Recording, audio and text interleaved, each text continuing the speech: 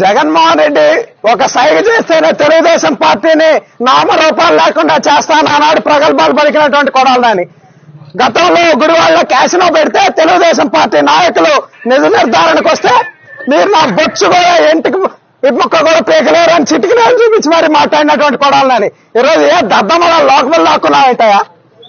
సిగ్గుండాలని బతికి ఇప్పటికైనా అర్థం చేసుకో. అధికారం లేకపోతే పోలీసులు లేకపోతే నీ కుక్క బతుకు.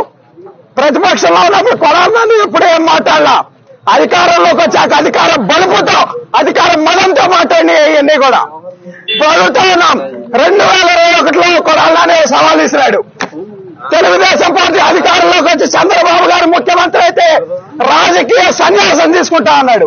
ఈరోజు అడుగుతా ఉన్నాం, కొడాలని రాజకీయ సన్యాసం తీసుకోవడానికి రెడీగా ఉన్నామని అడుగుతా ఉన్నాం. ఇంట్లో దాక్కున్నాడు, పిరిగిపోతే దాక్కున్నట్టు. గుడివాడ ప్రజలు భారీ మెజార్టీతో తెలుగుదేశం పార్టీని గెలిపించారంటే అది నీ మీద ప్రజలకు ఉన్నటువంటి ఒక చేత్కారం అని ఈ సందర్భంగా తెలియజేస్తా ఉన్నాం.